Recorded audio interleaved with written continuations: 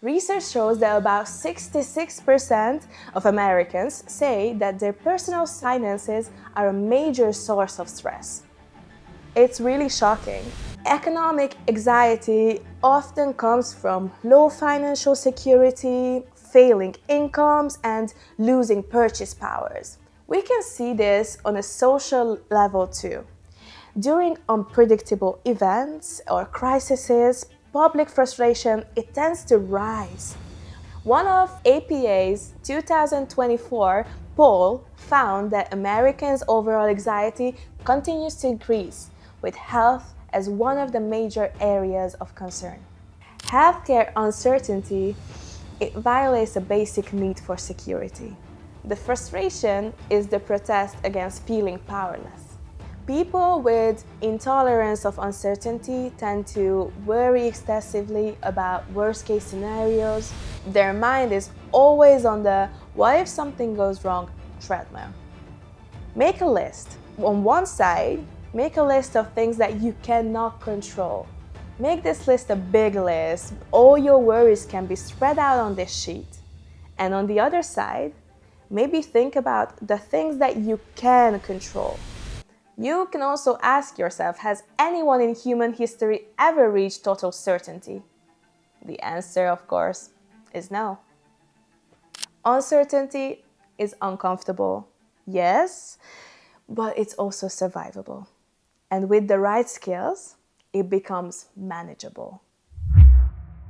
Welcome back to our podcast. Let's be honest, life is uncertain for a lot of us right now. Money, jobs, health, technology, everything seems to change faster than we can keep up. And that uncertainty doesn't just stay out there, it affects how we feel, how we think, and how we make decisions. In today's episode, we are going to talk about that. We are going to unpack how uncertainty hits us so hard and what it does to our bodies and our minds and how we can navigate that. We will look at financial worries, AI anxiety, health fears, and how we can improve our tolerance of uncertainty. Let's start.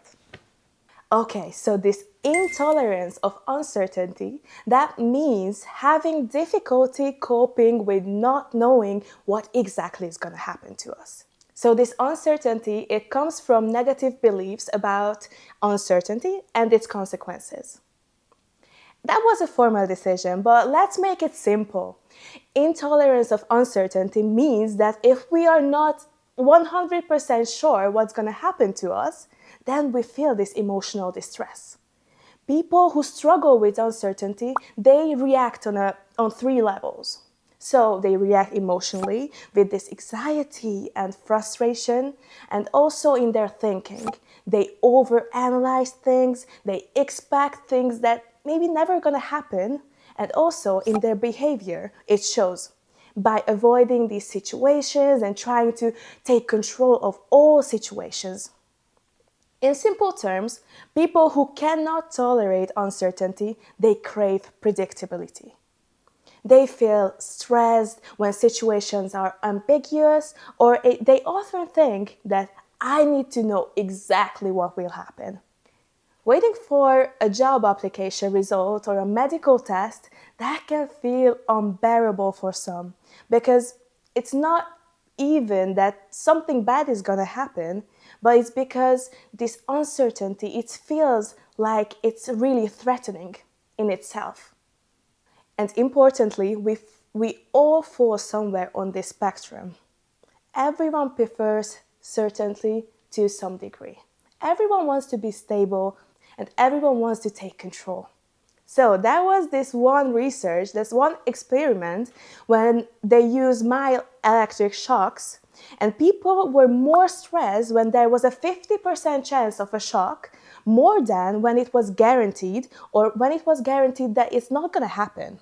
So we can say the biggest stressor is the uncertainty, the pain of not knowing whether it's going to happen to us. So this can also be interpreted as a psychological allergy. Because just like an allergy, someone may overreact to a tiny amount of a substance. Someone with a low tolerance of uncertainty, they can have big emotional reactions to even small unknowns. On the other end of the spectrum, there is tolerance of uncertainty. This means being okay with not knowing what exactly is going to happen. People with higher tolerance, they accept that uncertainty is a normal part of life and that one cannot be absolute certain about everything. It doesn't mean you are never going to feel anxious. It simply means that this fear of the unknown, it doesn't take over. People with higher tolerance, they can adapt more easily, they can change decisions more easily, they can work under pressure, maybe better, and even experience less of a burnout. And it's not only anxiety what comes from this uncertainty. When people feel blocked, powerless, or even out of control, this uncertainty, it can turn into frustration or even anger. We can see this on a social level too. During unpredictable events or crises, public frustration, it tends to rise. When people cannot get clear answers, they lose this faith in the system. So they feel this uncertainty, and primarily it creates anxiety, but also it creates frustration and anger in a social level. So if we think about what makes us most uncertain in this world right now, things can come to mind as like economy, political situation, AI, and even healthcare. Because it makes sense. These areas create so much collective worry and frustration and even tension. So, firstly, I wanted to talk about money and finances. One of the biggest sources of uncertainty today is this very topic. Research shows that about 66% of Americans say that their personal finances are a major source of stress. It's really shocking. Also, in 2023, 37% of adults said that they could not cover a $400 bill if it was an emergency expense or it wasn't expected. Economic anxiety often comes from low financial security, failing incomes, and losing purchase powers.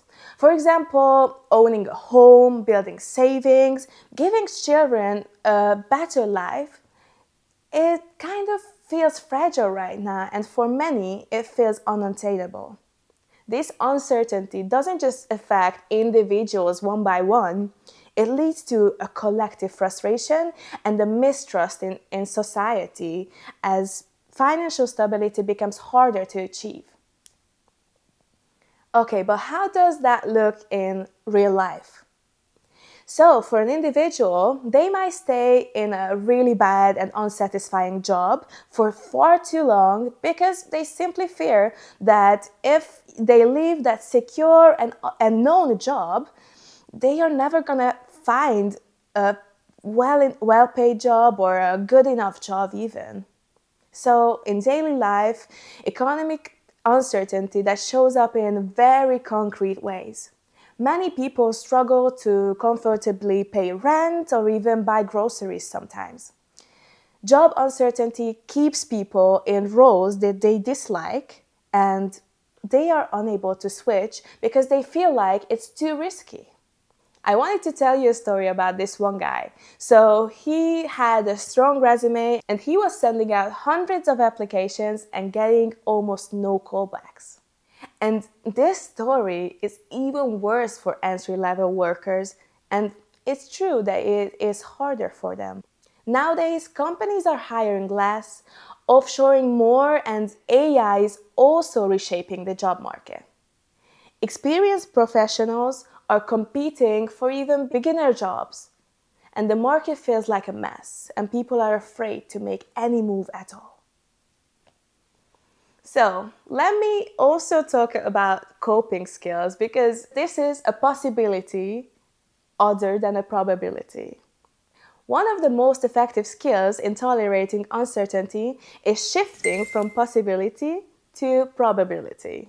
So, if you think about, could this horrible thing actually happen?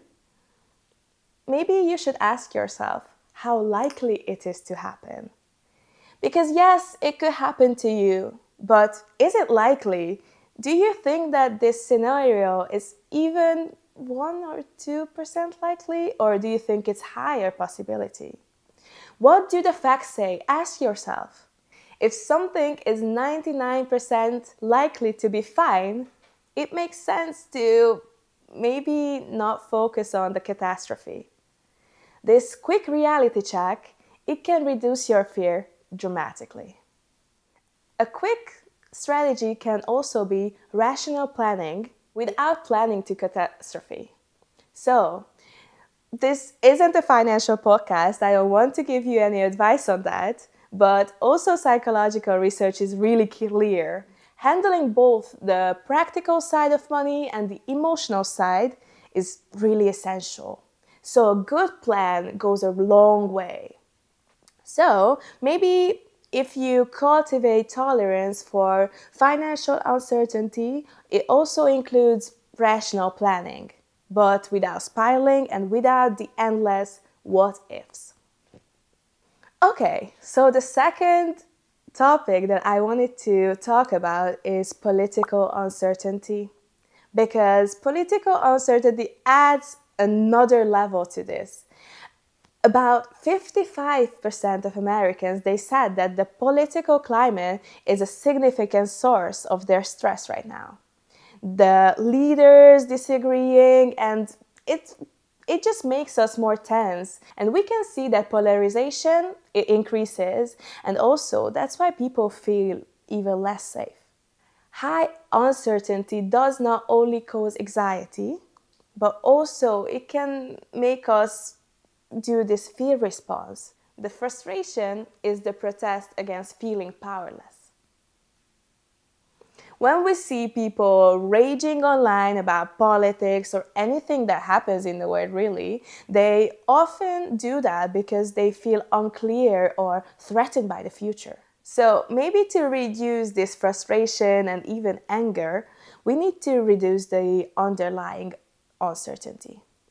Better information, constructive dialogues, and clearer policies, it can increase trust and decrease the fear. I cannot give you one solution, but working on the root, it really helps. Maybe participating in community work, supporting charities, or taking a role where you feel part of the solution and you have that sense of control and meaning, that can work for you. So, job-related fears are a major part of today's uncertainty. In 2025, 25% of full-time workers are job hogging. That means staying in a job that they do not feel comfortable in, but they are too afraid to switch. And this concern is also about AI. Because 75% of Americans, they worry that AI will cause permanent job losses for too many people, and 65% of Americans, they say that AI can replace their jobs altogether. So, this uncertainty is twofold. People are unsure when this is going to happen and which jobs are going to be affected by AI. So it creates a generalized anxiety about one's livelihood and financial future. People not just worry about losing income, but losing their sense of value, because AI might do it better. We see that entry-level jobs are increasingly automatized. It is harder for younger people to achieve more and even begin their careers. It is understandable that uncertainty and the unknown is a possible threat. So from an evolutionary standpoint, our fear of uncertainty, that makes total sense, because our ancestors, they survived by treating the unknown as a possible threat. So humans can go a step further. We can imagine the future and all the bad possibilities. And that's the root of the worry. So for people with high intolerance of uncertainty, their mind is trying to turn every maybe into no. So they often believe that worrying helps them prevent these bad things happening and these bad outcomes. So they worry more and they give in to this fear. Maybe this worrying, it seems like a temporary solve, but in the long run, it doesn't actually solve anything. Maybe a solution for you to maybe better handling this stress. Make a list. On one side, make a list of things that you cannot control. Make this list a big list. All your worries can be spread out on this sheet. And on the other side, maybe think about the things that you can control. The practical things, also the small things that you can control, is also going to be on this list. Acceptance often means doing some small practical changes that interrupts that spiral and grounds us in the present. It is really understandable that some people worry about AI because it advanced incredibly fast in just a few years. From machine learning system to generative AIs, everything can relate to AI in some way. So some people feel unprepared or unsure of what AI means for them, and that's why this uncertainty is unbearable for some. Moreover, these people are uncertain about how AI will affect their jobs, if it's gonna be affecting their jobs at all, because right now we see that it affects our social interactions and also even global security. Survey shows that people are more anxious than excited about AIs. And that's a clear example how this fear of unknown can drive anxiety. If we talk about AI, there is one major concern that isn't just job losses. AI has a huge impact on society and also politics. So with AI, misinformation rises in every sector. A survey found that 77% of Americans, they worry that AI could spread misinformation and create political chaos. This reflects what we already see. So we see deepfakes, automated propaganda, and ultra-realistic videos of people that actually never happened. So this creates a huge form of uncertainty because we cannot be 100% sure about what's even real. Another survey is also really interesting because 73% of Americans, they feel stressed that they are going to consume fake information. And also 82% worry that other people are misled by AI. So these are huge numbers. So we can see that this is a huge worry and the fear grows. So this uncertainty about truth connects to social uncertainty. If AI makes it harder to know what's real or amplify extreme voices, people worry it could destabilize democracies. It's also very difficult to know which parts of AI anxiety are valid and reasonable and which part is just the fear of unknown.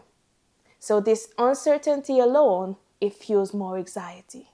So another major concern I have to talk about is AI being considered a friend. In a survey, 66% of Americans, they said that they worry that people will replace human connections to AI relationships. AI can simulate empathy, but it doesn't truly feel it. The user, they can feel understood and they can feel like there is a connection, but it is not truly real. Because a real relationship between two humans, they rely on facial expressions, body language, the tone of the voice, and also that shared time and space. So we can agree that AI is quite good at simulating empathy because our brain, it reacts to verbal empathy. When something mirrors our words, we feel temporarily reassured. That's why AI can feel emotionally supportive. It works like a digital placebo for short-term comfort, but not long-term connection. Without these real human closeness, loneliness, it just intensifies in the long run. If someone increasingly turns to AI for reassurance, for comfort, they invest maybe less energy in real relationships. So over time, it can lead to isolation. So maybe we can see this after a breakup. Someone might chat with AI bots for hours and they feel comforted. But if we think about it, if they don't have real human relationships, this AI is gonna become their only emotional support system. These people who do not have human emotional support, they can feel this intense loneliness in the long run. And when AI replaces the practice of real conversation, social anxiety also can worsen because we lose practice with real humans. So, this really interesting research with 300,000 people found that weak social ties increase mortality more than physical inactivity or obesity and are as dangerous as smoking or alcohol. Strong human relationships improve survival by 50%. Some people can view AIs as therapists. For some cases, that can be quite harmful.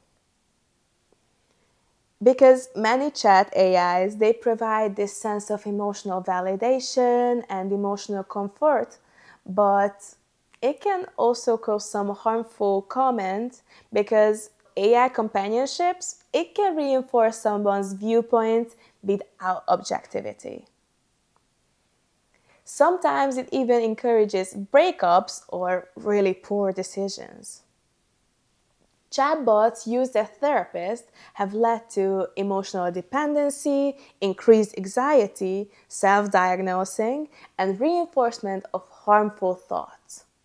There have been some severe cases, including a tragical suicide and many bad things that happen that is linked to AI chatbots. AI chatbots can reinforce delusional thinking and how that user develops conspiracy beliefs and suicidal ideas. Because these interactions with AI, it creates an emotional dependency, which is a real risk. AI can also weaken emotional regulation. Because when someone always turns to AI when something happens to them, they do not practice coping skills. Over time, this can lower emotional intelligence. AI offers a digital placebo, a temporary relief, but not a long lasting solution. So the problem returns and even worsens if we don't deal with it. The fear of not knowing who controls AI and what motives are behind it also create this distrust and maybe can create this paranoia. It adds to another layer to AI related uncertainty, the fear of losing control. People with intolerance of uncertainty tend to worry excessively about worst case scenarios. Their mind is always on the what if something goes wrong treadmill. And they interpret ambiguous information as danger and they always assume the worst. This is how our minds try to gain control when things are unpredictable. The brain thinks, if I can imagine every outcome, I will be prepared. But in reality, this creates more stress and more fear. So, another practical technique can be scheduling your worry time. If an uncertain thought pops up at 2 p.m., maybe tell yourself, not now. I will think about this at 6 p.m. because that's my scheduled worry time. Each day you can schedule it intentionally. Most of the time, by the time 6 p.m. comes, the issue it feels less urgent and your mind is elsewhere. So this keeps the stress contained. Instead of letting it run your entire day, you get control over how you deal with uncertainty. Another topic I wanted to talk about is health uncertainty. because it is one of the strongest triggers of today. During COVID, global anxiety rose almost immediately. And also, people who lived through that pandemic, especially younger adults, they still carry the sense that a new pandemic can emerge at any time. There are so many surveys from 2023 and 2024 which show elevated health anxiety and rising worry about physical and mental health. One of APA's 2024 poll found that Americans' overall anxiety continues to increase, with health as one of the major areas of concern. Why is this heightened sense of anxiety around healthcare? Because healthcare costs continue to rise globally, sometimes in double-digit percentages. This creates an anxiety because we are uncertain that we are going to be able to access the care, we are going to afford the care, we are going to be able to afford that care, and also to be able to get the care in time because the waiting lists are insane sometimes. Healthcare is overloaded and the system is really unpredictable. So people not just worry about getting sick, because that's also really bad, but they have to worry about the financial and logistical consequences of the illness. So how crazy is that you have to worry about getting sick and also to put yourself in a major debt? Nearly 60% of Americans say that they worry about healthcare, and they say that it can even push them into a medical debt. So in practical terms, we can say that people worry that if they are or their family member get cancer or something serious happens to them, or they develop some chronic disease, the cost of the treatment, it could bankrupt them. This uncertainty is quite unique in America because the US, it lacks universal healthcare and the costs are extremely high.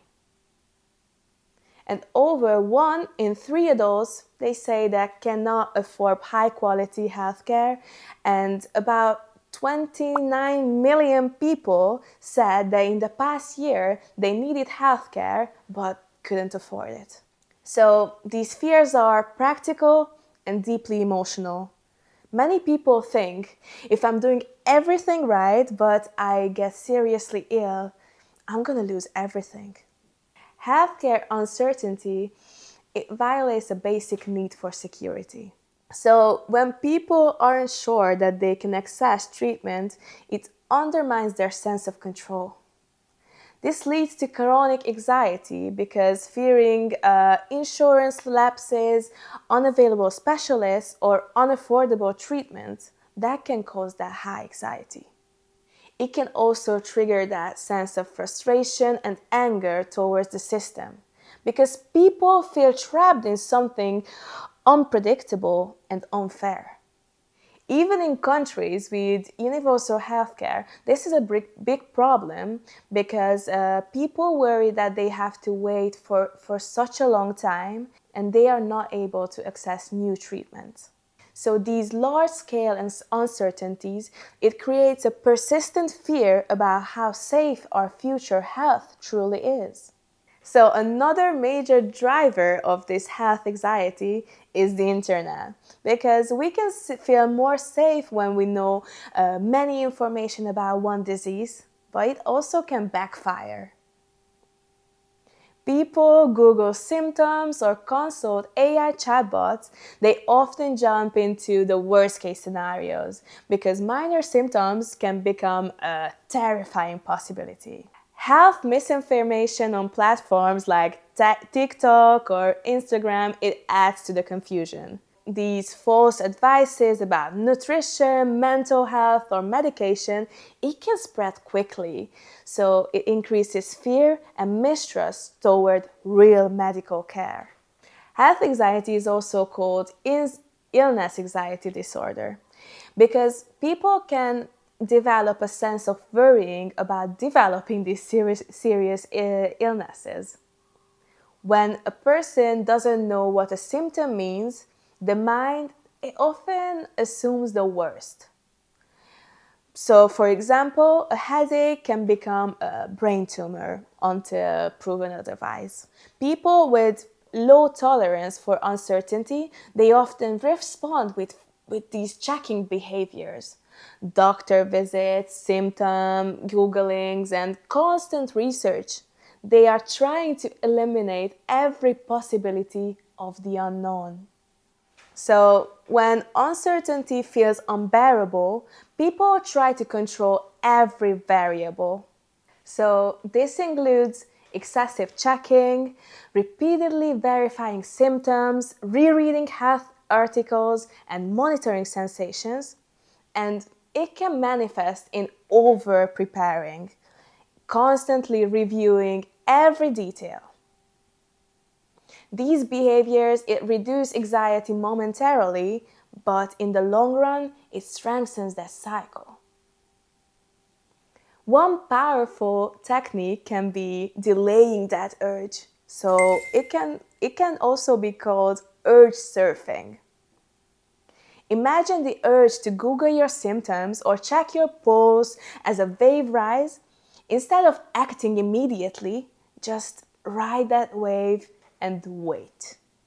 Try a 5-minute timer before checking. Notice the anxiety, notice that feeling racing through your mind, and tell yourself, this is my reaction to this uncertainty. I can tolerate this feeling. I do not have to respond to it immediately. Often, these wave peaks and then decreases. So if you can delay to respond to this urge, you can teach your brain nothing bad is gonna happen when I do not check my pulse or do something to respond to this uncertainty. So the pattern, it's really simple. If you seek certainty, maybe you are gonna have that brief relief, but in the long run, the anxiety can return even stronger. By interrupting this cycle, even just for a few minutes, and delaying your response, each delaying is practicing not to scratch that itch. Over time, the urge, it can become less intense. So with this possibility to access as much information and also misinformation as we want, we actually increase the uncertainty. Because this overload, it amplifies the fear of unknown and feeds both health anxiety and cyberchondria.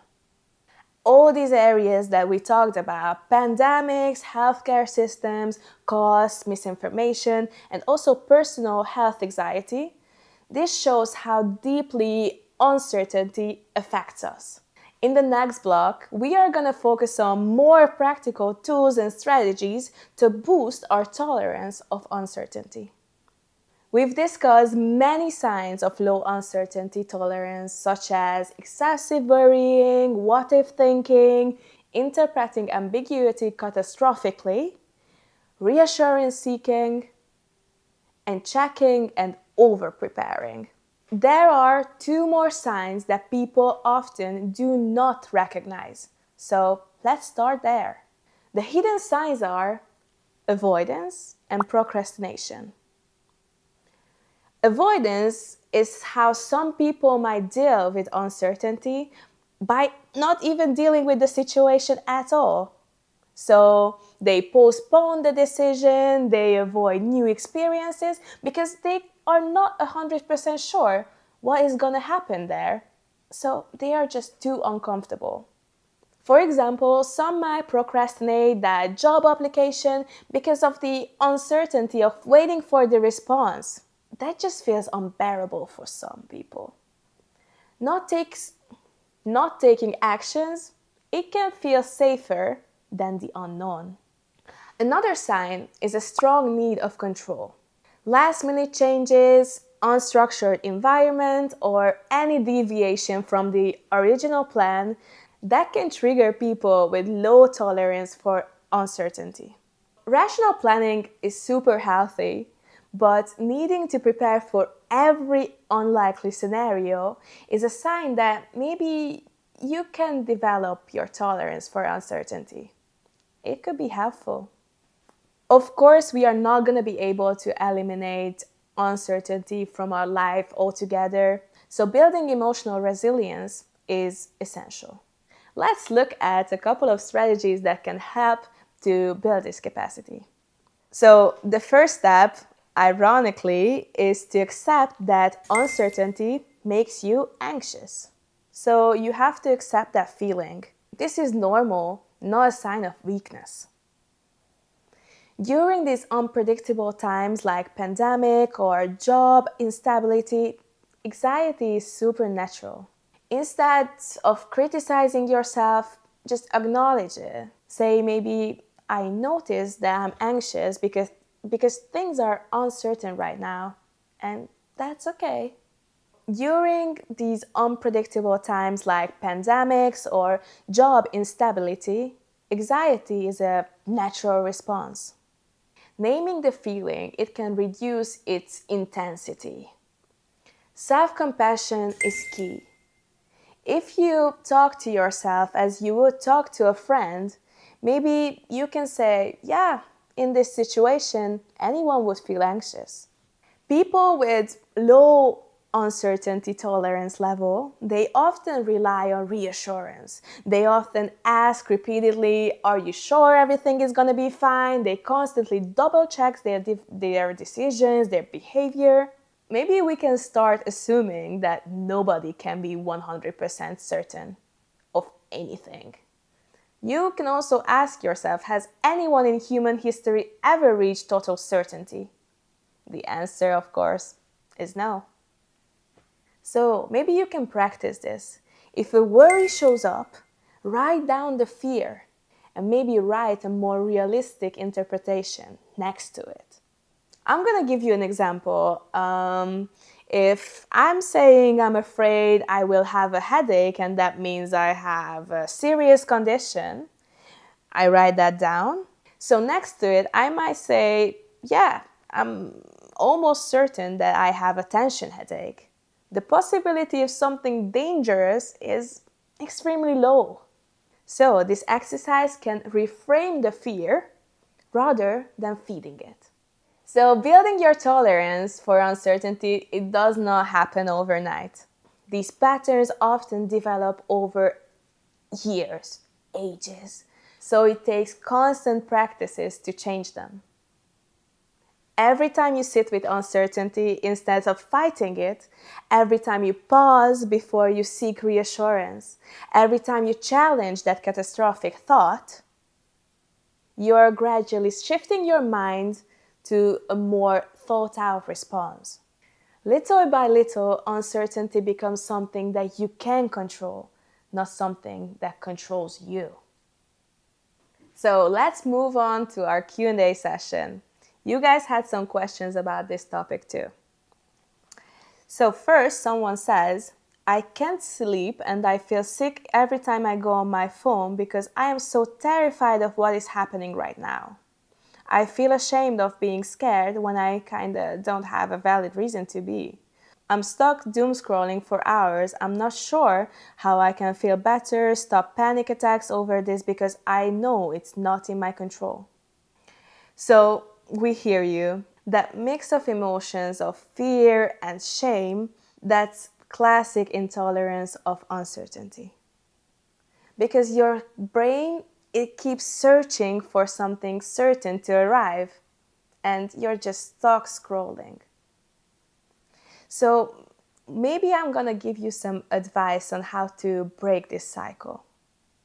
If you think that reading the news is like kind of overwhelming for you, maybe stick to 2 or 3 sources and avoid infinite feeds. Also, you can practice labeling your thoughts, labeling those what if anxieties. If you can say what's happening right now, maybe you can ask yourself, what is one helpful action I can take today? Maybe you can swap one doom scroll block for a human touch. You can just go out to your kitchen and talk to your mom or maybe another person, or just take a walk with someone. So, bottom line is you cannot control the news feed and what's happening in the world, but you can control your actions and your response to it. So, we have another question. I am 16 years old. The state of economy is declining rapidly. I am especially worried due to personal reasons involving wanting a family, but I am afraid I will not be able to achieve that or any of my dreams due to the current economic state and the trend of higher living costs with wages that don't seem to be sufficient. I understand that my generation will suffer more from these factors, and I am genuinely curious. Is there still hope for us? First off, I wanted to say that this makes total sense that you are worried because most young people have thought about these questions. Your brain is wired to scan for danger, and right now the economics feels like a big looming one. That fear is valid. But the key here is the fear of the future is not equal to the future itself. So you cannot control inflation and you cannot control how the world works, but you can build your skills and you can develop valuable skills like emotional intelligence, adaptability, or problem solving, which is going to be very valuable at any time. Maybe you can check the probability, not just the possibility. So it's possible that the future is going to be hard, and it's also possible that you will find opportunities that you like or you are comfortable with. Or maybe you are going to find a well-paying job. So just maybe keep that hope, because hope isn't naive, it's practical. More optimistic people, maybe they are better at problem solving and also they can be persistent for longer time. So is there hope? Yes, but not because the world is gonna change or it's gonna be easy, but because humans are adaptable. So should you be worried? Worrying is normal, but it doesn't have to run your life or even ruin your possibilities. Your challenge isn't eliminating all those threats, it's learning how to live with it while still moving forward with your life, because that is possible. So, we covered a lot today. It was a light topic for us. But if you take anything with you from today's episode, let's be this. You're not supposed to have everything figured out because no one does. Uncertainty is uncomfortable, yes, but it's also survivable. And with the right skills, it becomes manageable. Small steps like pausing before you seek reassurance, noticing when you're spiraling into what ifs, or choosing one thing that you can control, they truly add up. So be patient with yourself. You are learning a new way of navigating your world. So thank you for listening and keep practicing those small but steady steps. And if you have any friends who could benefit from watching this video, maybe send this to them and like, subscribe, and comment your experiences.